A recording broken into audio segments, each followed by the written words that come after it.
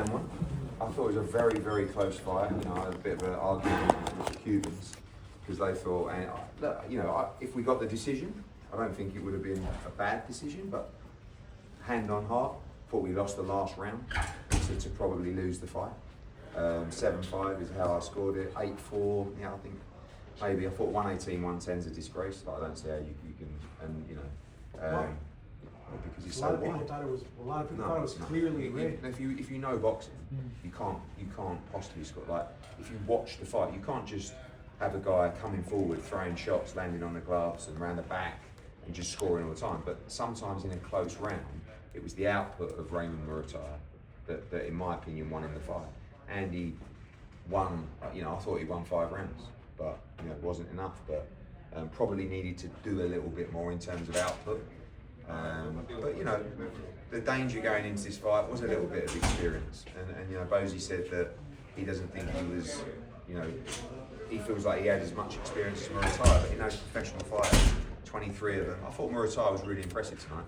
I thought the game plan from Robert Garcia was very good. He looked really strong, like he looked like a big 100, which he is.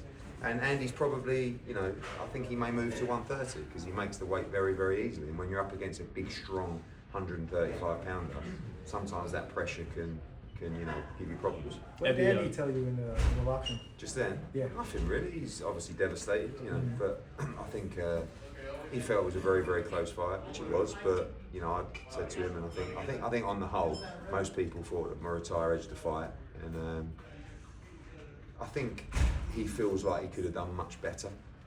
I don't think he's very happy with his performance. You know, I think maybe Bozy would have wanted him to be a little bit more aggressive, let his hands go a little bit more, but easier said than done, you know.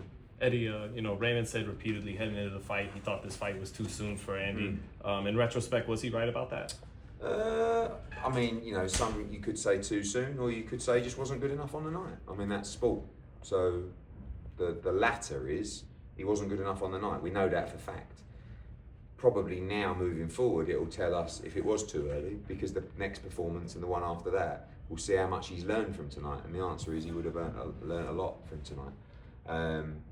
So the plan when he turned professional after winning Olympic gold was to move quickly. He's had 5 10-round championship fights and a 12-round championship fight. The 12 rounder got stopped, so he didn't go the distance. That was his first time going 12. So what he really missed out on was probably 6 6-rounders and 2 8-rounders, rather than the championship fights, because I don't think you would have had much more than that in terms of 10 and 12-round championship fights before you fight for the world title. So that was always the risk and gamble. But I guess we won't really know that until we see what happens from here. I mean, Lomachenko he lost his first title fight to Salido, so you know, do you feel like that's kind of the scenario here? I mean, obviously that was his first fight, second fight.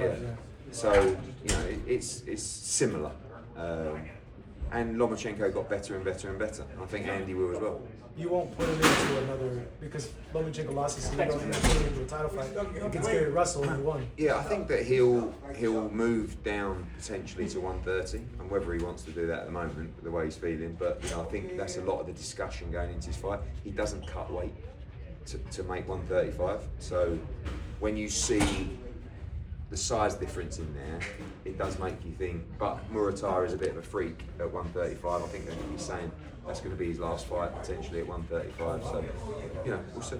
How do you think Muratalla stacks up with the Keyshawn, Teofimo, Shakur? I think he's going to give all of those guys competitive fights. You know, those guys, Keyshawn, Shakur, they're outstanding fighters, and Muratalla's a very good fighter. And I think what he did tonight, which was impressive, was he kept his shape, he kept his composure, he kept to the game plan, and he repeatedly did the right things.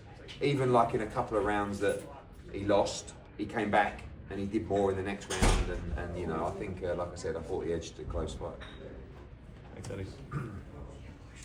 I have a question, change the subject. What do you think about Khalil Cole? I mean, last 48 hours, just missing weight and then not the best performance tonight. Yeah, the I fight thought was close. missing the weight was inexcusable. You know, I will, and I've got a reputation. I'll die on the hill for my fighters, and I'll back them all the way. But how can you? I can't. You know, I'll be a fool to even try to make an excuse for that, because he's missed weight about 4 or 5 times now in his career. I think he's had 12 fights. and you can miss the weight and make a misjudgment by half a pound or a pound, but not by 8 pounds. It's just disgraceful, you know. And then more disappointingly was the performance, because you're going to miss weight like that. You're going to have all that weight advantage as well. You've got to go and look good and just try and make it the same. Hands up, I messed up. Sorry, I'll be back better. But there was no urgency. I've got to be honest with you as well. I was disappointed in Jesse Hart. You know, the manager came up to me after. I thought we won that fight, and that was a fight that could. You know, I felt there was a lot of close rounds. Like some people thought Jesse Hart won that fight. It was like neither of you deserved it.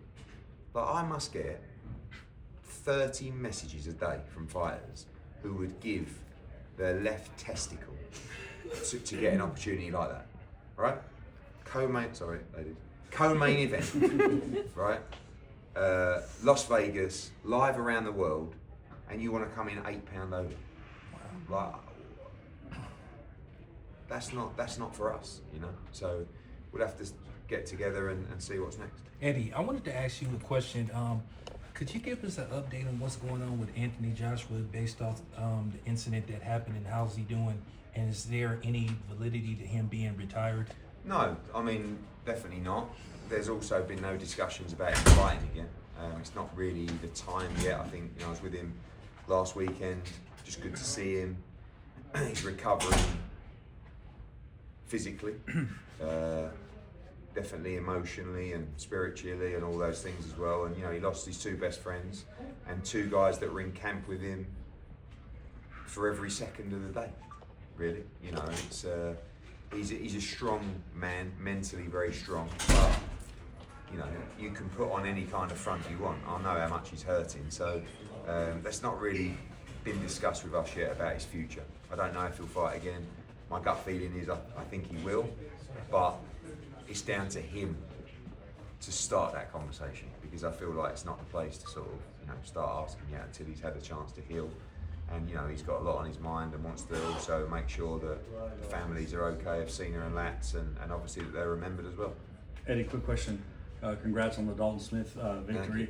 And do you think you see him fighting Puello this summer? Yeah, Puello is the mandatory. When that actually comes, we'll have to see. You know, I think Dalton would probably look to have a voluntary in April or May, but then we'd have to fight Puello next, and maybe we fight Puello now, because Dalton also wants the big fights. Richardson, you know, everyone seems to be calling Dalton Smith out. When I got in the ring tonight, I don't know if it was Raymond Muratalla's dad, he sort of come over to me, started shouting at me. I was like, what? He said, we want your guy at 140. And I was like, what? No, the other guy, Dalton. I was like, okay, Dalton Smith. So Keyshawn come up to me tonight, I want to fight Dalton Smith. Right? Richardson Hitchens wants to fight Dalton Smith. So those big fights are there for Dalton, but he has to fight Puello at some point. So if we take a voluntary, we'll have to fight Puello next, and we won't be able to have a unification. So we just got to strategize this week. He'll be in New York, and we'll be talking about what's next. All right. Cheers all. Thanks, Thank you Eddie. very much. Thanks, Eddie.